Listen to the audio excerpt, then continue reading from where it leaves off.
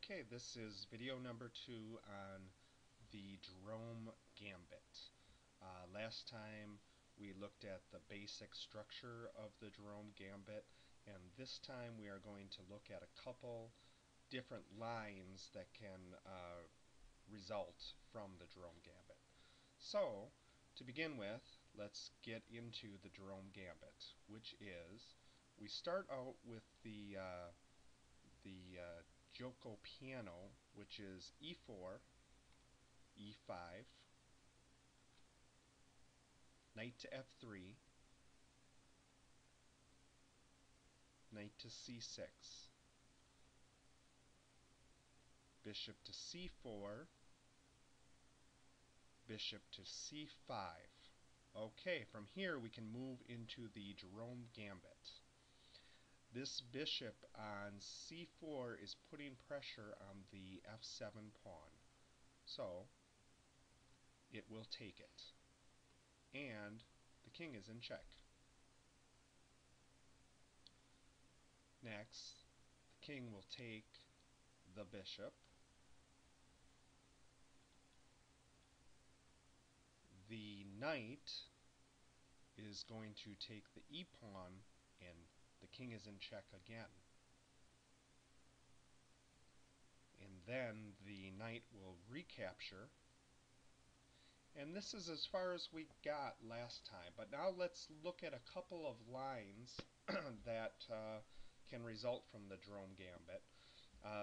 And a quick overview. The reason the Jerome Gambit is played is white is sacrificing a couple of its major pieces here in hopes for a quick checkmate, because the king is being drawn out into the center, so white is giving up a couple pieces for a couple stronger pieces for a couple less strong pieces, in this case pawns.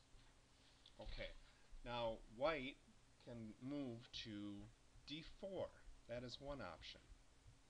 If white moves to d4, then the bishop is going to take that d4 pawn, and the queen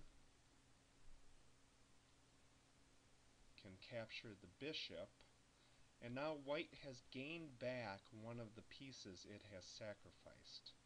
From here, usually what we see is queen to f6, protecting the knight.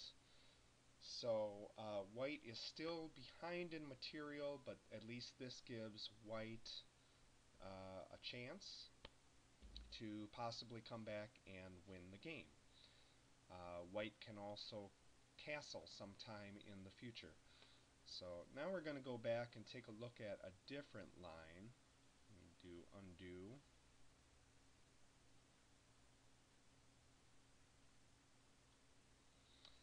Another move that sometimes we will see instead of d4 is moving this queen to h5 check. Okay, now the black king has a number of different options here, and in this video, number 2 of the Jerome Gambit, I'm just going to look at the move f8. So let's say that the king moves to f8. Okay, if that's the case, the queen can capture the knight on e5.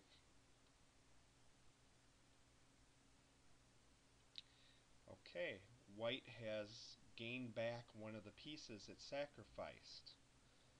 Now the black queen's going to move to e7 and protect that bishop on c5. White can now move to f5 for check again. So the king is going to move to e8. Now usually what we see at this point is a little bit of development from both sides. The knight can move to c3, and it is now protecting its e-pawn.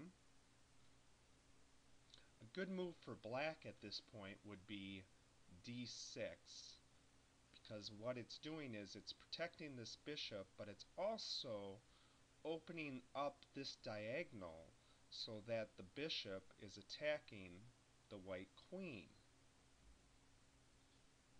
Okay. So now at this point, the queen is going to move, and we're going to move it to f3. From here, the queen is free to move because the bishop is being defended now. The queen could attack the white queen by moving to queen f7.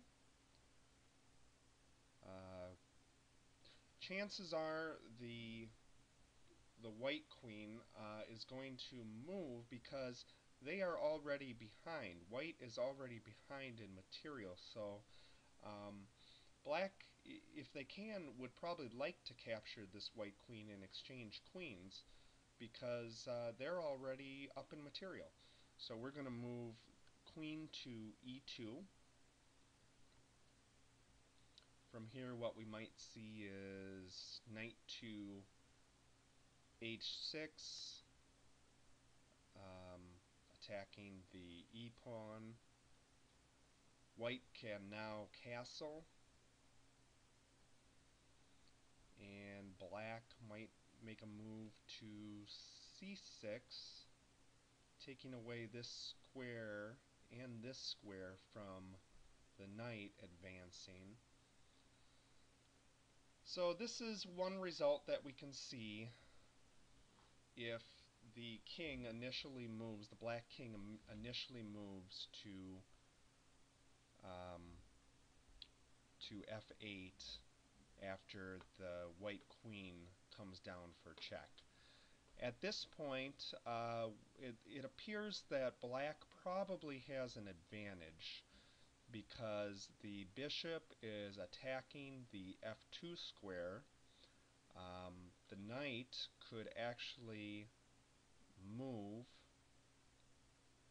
down to g4, and if they did that, then the knight would be attacking f2 square, plus the queen behind it would be attacking the f2 square.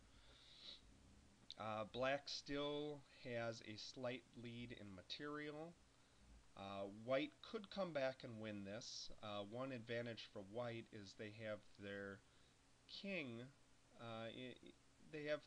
in a more secure position. It's not out in the open so much. However, white's going to want to work on protecting its e-pawn and trying to get its rooks into play by opening up a file somewhere. And another advantage that the defense has is their bishops are both good bishops. Nothing's in the way, whereas white is going to want to get its bishop into play. So anyway, this is video 2 of the Jerome Gambit, looking at a couple different lines, white moving to d4, or white moving to queen to h5 check. And I'm going to do one more video on the Jerome Gambit, looking at a couple other options, and that will be video number 3, so you're welcome to take a look at that.